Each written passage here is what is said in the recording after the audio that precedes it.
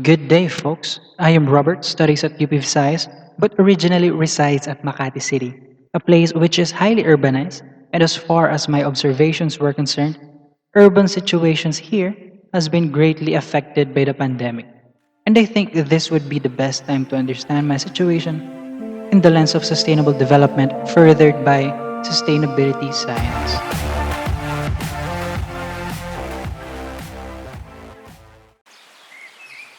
For our first objective, what is an urban and what it entails? According to National Geographic, the USCAR 2015 of World Bank, World Vision International 2016, and UNICEF, all of them offer comparable characterization of what constitutes and defines an urban. In their general sense, urban refers commonly to a jurisdiction of a place that is developed.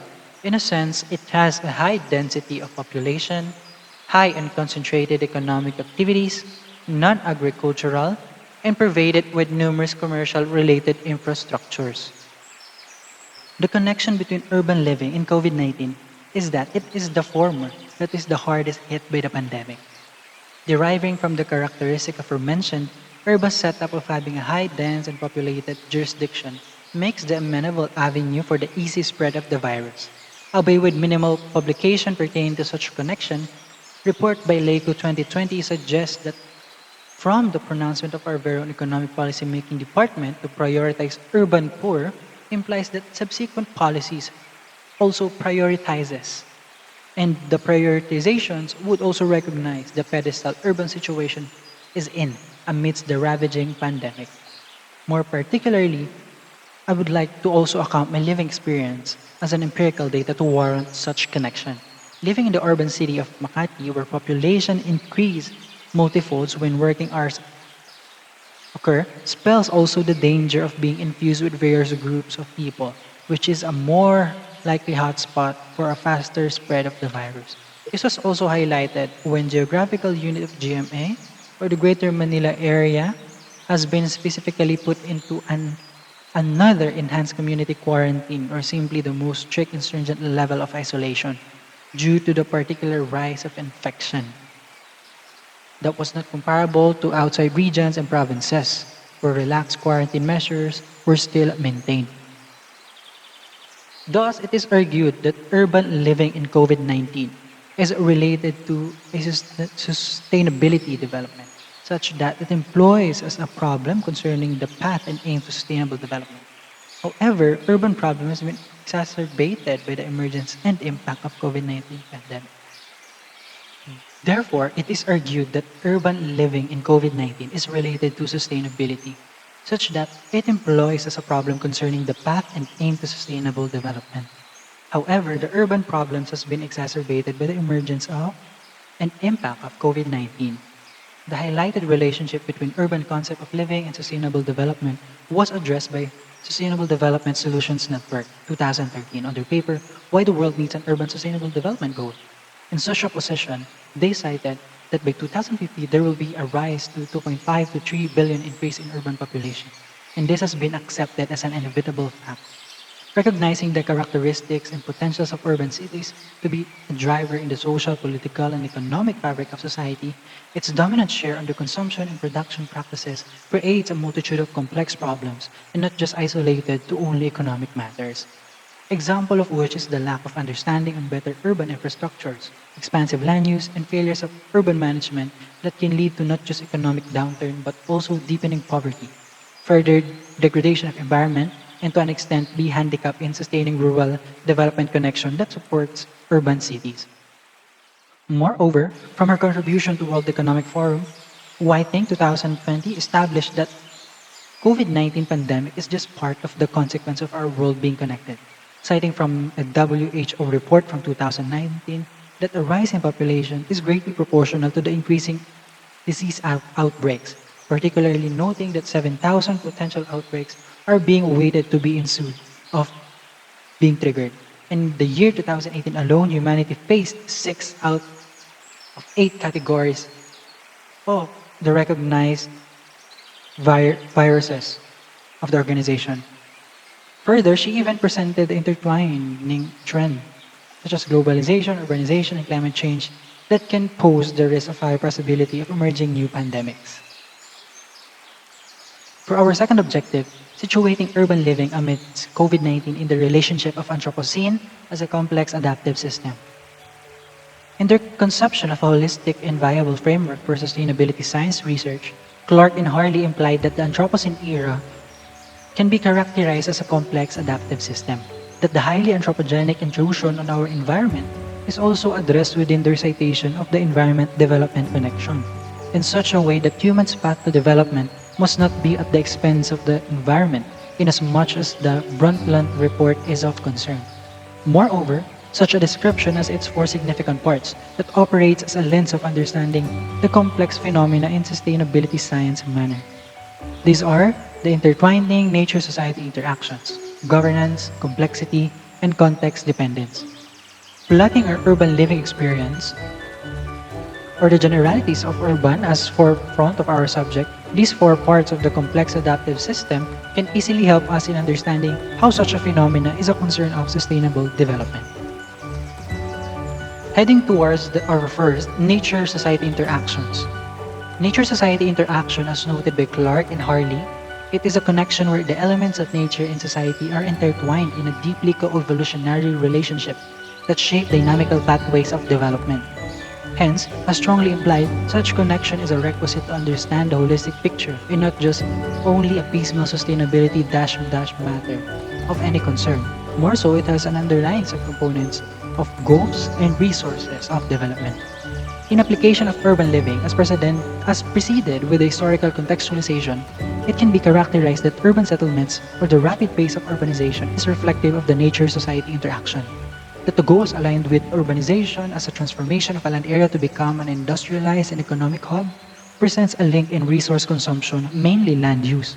Hence, the goal of sustainability to align with holistic living or well-being is not as emphasized in the phenomenon of urbanization, for it only highlights economic prosperity, while at the detriment of the resources. Moreover, such goals of well-being and an account for natural and anthropogenic resources that have been already jeopardized by urbanization has been exacerbated by COVID-19.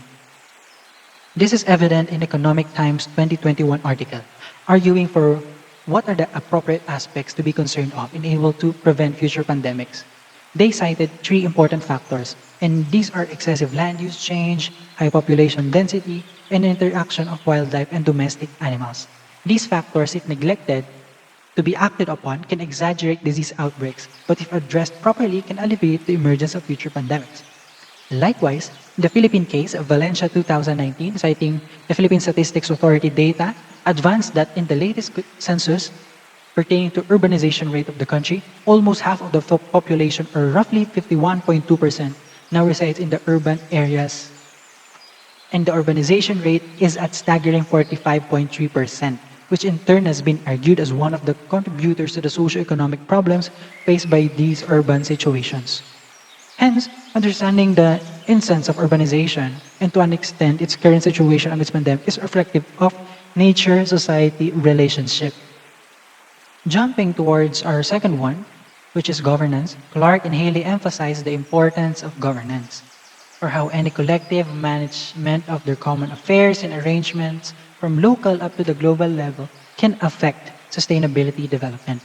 More so, as the word itself presents, governance is not just solely dependent on the government per se, but it goes beyond and includes the primacy of actors from the natural and social subsystems, or institutions that shape, enforces, and even constrain value formation. And lastly, in the concept of power and how it affects the influence of belief change. Comprehensively, research report from Steputat and Van Voorst 2016 outlined the major stakeholders or agents in the very instance of sustainable governance in urban areas. Specifically, they emphasize the primacy of local governments as an actor in the attainment of sustainable urban development, along with the actors such as national government, private sectors, and the civil society organization of NGOs. As in the Philippines case, government actors are also in the picture of sustainable development of urban areas, but with the relatively unknown figure of other stakeholder participation because of the newly instituted departmental agency for urban sustainable management. It was first introduced way back 2016, and it is not until 2019 that an urban development department had been established through a local Department of Human Settlements and Urban Development Act.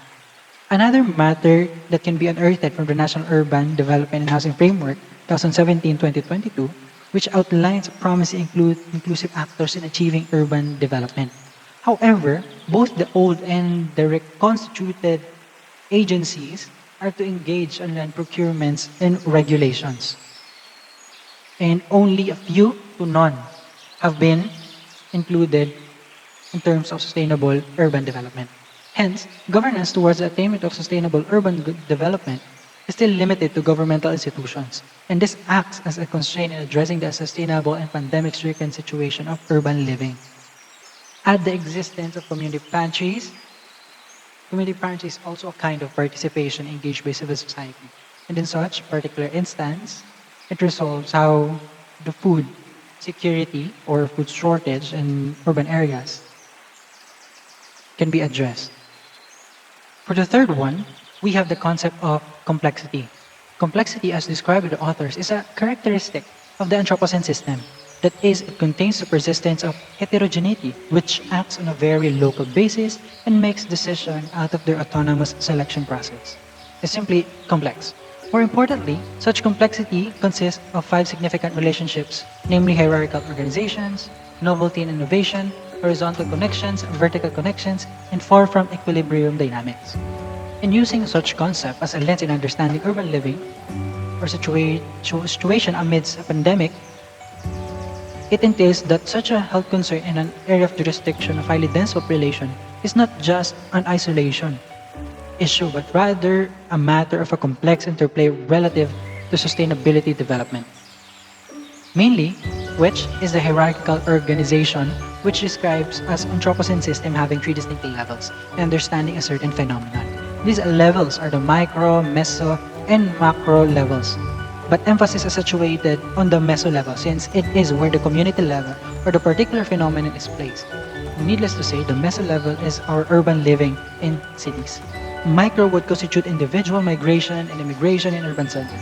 And lastly, the macro would constitute the global processes related to the economics and politics of urban expansion. And this is apparent on the macro global constraints that was forwarded by Zawadauskas et al. 2010 when they outlined the meso and macro variables in their construction of a sustainable urban development model. They listed generally in the meso variables would range to the center filigree principle by which a city's urban development would be constrained by government and its interventions, whereas for the macro, it would entail global constraints such as the global economy, politics, legislation, and global trade, among others. Hence, as already and numerously established by the hierarchical level and other data presented aforementioned above, urban living is impacted by a pandemic is beyond the community level because global constraints and the expansive rate of urbanization driven by the global trade and economics poses a more complex problem of sustainability that needs to be addressed. For our last objective is that we are going to evaluate the utilization of Integrative Framework in analyzing several publications that advance a post-pandemic sustainable urban development situation. Let us note that the direct quotation coming from Clark and Haley in their section of the Integrative Framework. It is a checklist of terms and concepts, each of which has a record of sometimes being helpful in understanding sustainable development, depending on the context of interest. Whether particular entries in the framework provide significant explanatory power in particular cases, and whether additional elements and relationships are needed to explain those cases can only be determined by doing the relevant empirical research for a given action situation. But sustainability science has perhaps advanced to the point that future research should not casually ignore any of these elements and relationships highlighted, according to Clark and Haley 2020.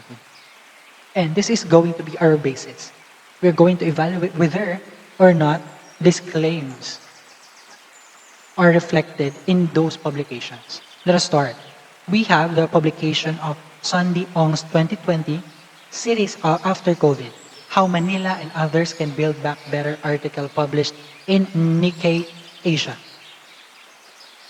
Shortly, in summary, by using Manila as a reference point, Sandy Ong's post-pandemic urban sustainable development would see the need for development in public transportation and healthy transportation such as cycling, a rise in a more equitable distribution of social services, rise of green and pandemic cope infrastructures, shift to green urban lifestyle such as urban farming, and a shift to a co-production among government and non-governmental actors instead of a consultative governance. Infusing the integrative framework, however, what Doc article has been focusing on is more still on the meso level, where it only addresses the pandemic impacts on urban living and in some sense only a reactive path to urban sustainable development post-pandemic. Next one is that we have the work of Michael Akoto et al. 2020, Seeing COVID-19 Through an Urban Lens, as published in the Nature Sustainability website. Simply, they argue that the pandemic itself will ensue a more sustainable development path, as it offered ways of seeing COVID in a more urban lens of perception. First, urbanization is not just a local phenomenon, but rather extends to a global extent and links itself to the earth health in various ecologies. Second, learnings emerge from the lessons incurred by the pandemic situation. Third, we've seen the rise of civic society, private actors, that can be engaged in philanthropic activities to aid in the needs of vulnerable. And lastly, fourth, is that local interventions in the likes of local government and even within the residents were emphasized. The application of integrative framework, such a journal article endeavors on describing and advancing how complex adaptive system, especially its characteristic of adaptation and local action, that also highlights how this pandemic can bring innovation in its pathways of development. Moreover, it is just an enlistment of adaptation transition, which is just a parcel of total pathways of development towards a sustainable urban development. And lastly, we have the Economic and Social Commission for Asia and Pacific's 2020 report entitled Sustainable Cities Post-Coronavirus Disease Pandemic. This publication, as opposed to others, is a byproduct of an international organization which offers a view of being consistent with the bringing back better rhetoric, foreseeing the contingencies of a post-COVID urban or cities. Primarily, they highlight what they call 4 pillars in attaining a better urban future. First is that urban and territorial planning, where planning must include an integrative approach, particularly from a public health perspective and social service delivery. Second is that urban resilience, which aims to integrate a nature-based and green urban approach in mitigating potential emergence of health and climate risk. Third, we have strengthening and institution of smart and inclusive cities, which expands the technological base and big data venture in creating an interconnected health repository for ease of monitoring. Lastly is the urban finance, which in principle and essence extends spending schemes that can reach throughout every fragments of the population, as exemplified in stimulus and government support base. Moreover, the topic of attaining sustainable urban development was situated separately from the 4 main pillars, with the emphasis much on institutional makeup and binding policies that can foster administrative collaboration, all in alignment with already established sustainable development goals. Using the integrative framework, it can be said that such paper mainly concerns itself only within the meso level of hierarchical organization and unearthed within such a various path of development under view of a post-pandemic urban situation. Moreover, actors, especially institutions, were highly given emphasis that its binding interrelationship has not been addressed. All in all, albeit these publications were not representative of the total viewpoint of what constitutes a sustainable urban development, what sets them in common is their piecemeal and reactive back to normal and business as usual post-COVID urban kind of future. And this, as informed by the Sustainable Development Principle, the holistic overview of the problem and how it can be best explained or understood normatively resolved is through the lens of integrative framework, which recognize the complex and holistic view of sustainable development. Thus, in conclusion, Addressing urban living that is heavily impacted by the pandemic means we are addressing two sets of problems. One is the already unsustainable path of urbanization, and the other is the exacerbation made by the pandemic. Hence, from an integrative view, addressing the urban links from its consumption and production of land use change and its increasing dense population that requires its increasing needs means the primacy of seeing urbanization not only as economic growth phenomena, but also in more likely a proper and more appropriately in a wider relationship of nature-society interaction.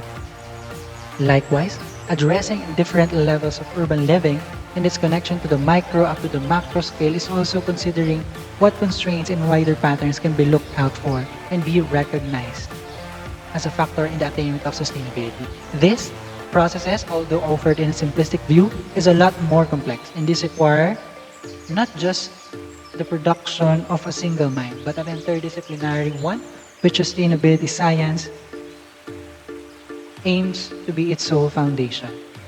Thank you so much.